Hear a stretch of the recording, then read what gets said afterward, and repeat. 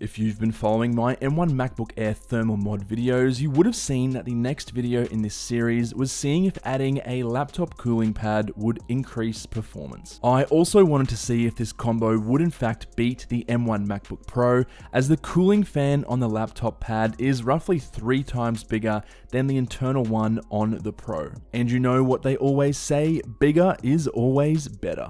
Getting straight into it, as you can see here, yes, the cooling pad does have a positive effect on the performance, but only slightly. To simplify these results, the addition of the cooling pad merely bridges the performance gap even further between the thermal mod MacBook Air and the MacBook Pro, making them both essentially equal in terms of performance. These results show that the laptop cooling fan barely adds any additional performance, only about 1 to 1.5% in most situations. One thing to keep in mind though is that this will likely increase depending on your environment. For example, using your laptop in a hot and humid room with zero existing airflow, or using your laptop on a particular surface. For example, using it on a glass table versus a wooden table. I didn't do this much in-depth testing for this video because honestly, it's a ton of additional work and would yield similar results to what I already have. Finally, we have the difference in performance between a modded M1 MacBook Air with cooling pad and a stock MacBook Pro. As you can see here, there is effectively zero difference now. Again, bear in mind they are both base models, so the MacBook Pro has an extra GPU core compared to the MacBook Air. Now, if you're interested, stick around a little bit longer and I'll show you the entire testing and benchmarking process with some other cool details. Okay, so here we have the thermally modded MacBook Air. As you can see, we are just in my living room today, and that's just because this is the most thermally neutral room that I have. So the temperatures here are always pretty much the same, which means it's going to give me a really reliable baseline temperature to be able to test the effectiveness of the thermal mod in a previous video, and now in this video, the effectiveness of the laptop cooling stand. So what we'll do now is we'll run a few Cinebench tests, also some rendering, etc. And then we're going to put the fan underneath and we'll see how it performs. Alrighty, now the multi-core Cinebench test has finished. As you can see here, without the fan, just the thermal mod, we're getting 7,700 points. And obviously the same single core, 14 points. So what we'll do now is I'm going to take out the laptop fan cooler. I'm going to pop this bad boy on it, and then I'm going to do the test again.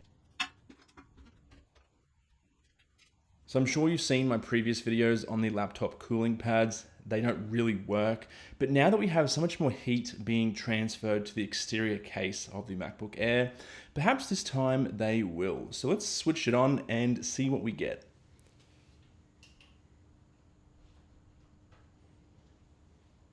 Now, as you can see, if I lift up the laptop, the fan is spinning, and it's quite a large fan as well. So there's quite a lot of airflow.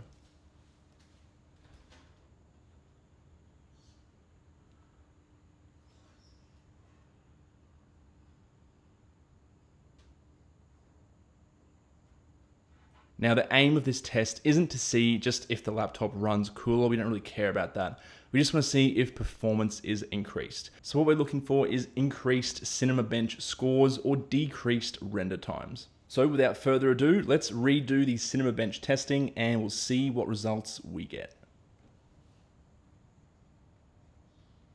So as you can see there, the multi-core test has now finished. We got a score of 7,776, which beats out the previous score without the laptop fan cooler by about 77 points, or about 1%.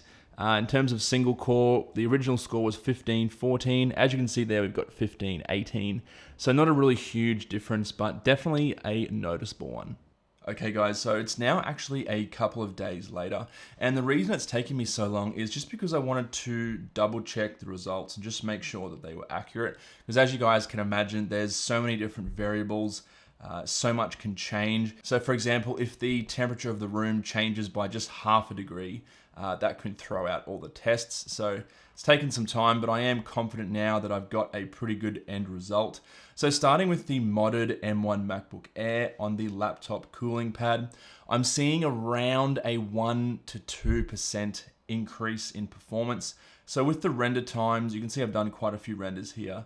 on this 8K red raw footage timeline.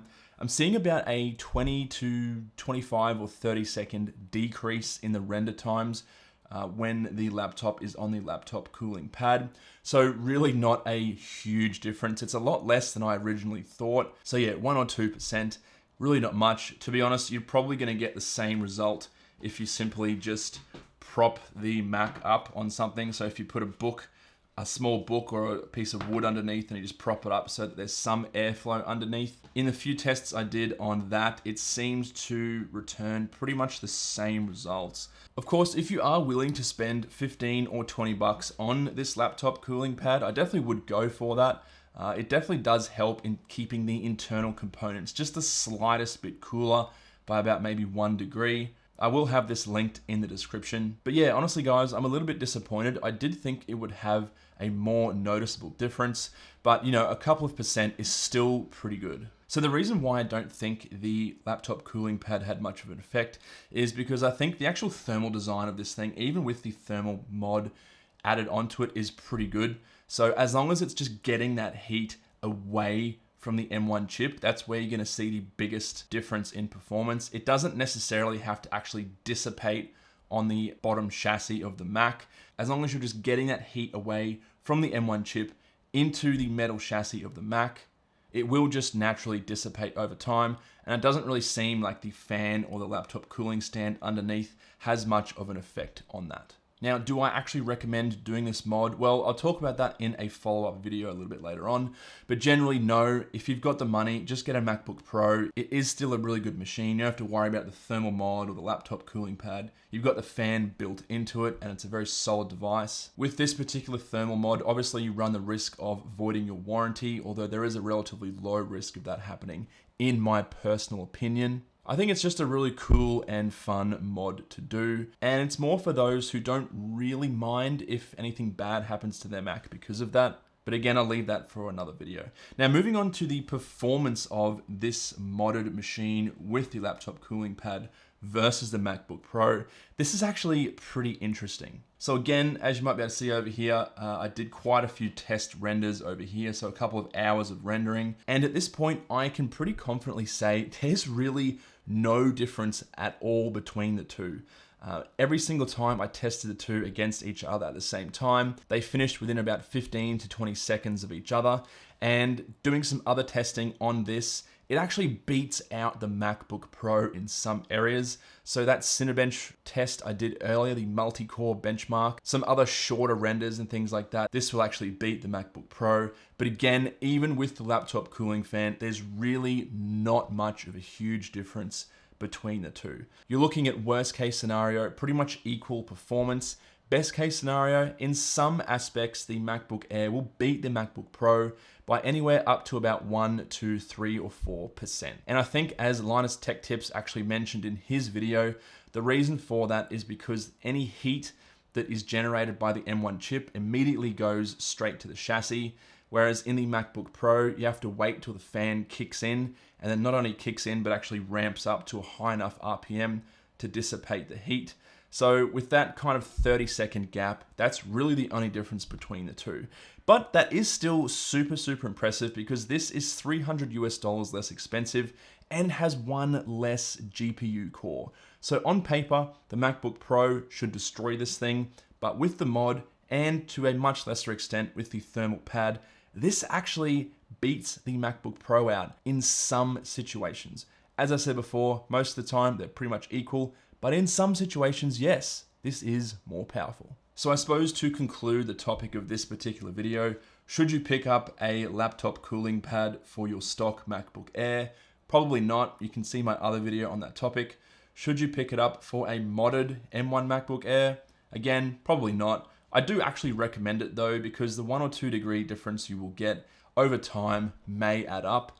But in terms of the actual results and the data I've accumulated over the last few days, there's really not much of a noticeable difference. Anyway, guys, I hope you enjoyed this video. This is probably going to be one of my last videos on the thermal mod topics. I will have maybe one more video on it in the next couple of weeks, just doing a recap of the mod and if there's any long-term issues and also if I can reverse the mod fully. But apart from that, guys, hope you enjoyed the video. Leave a comment down below if you want to ask me anything, and I will catch you in the next one.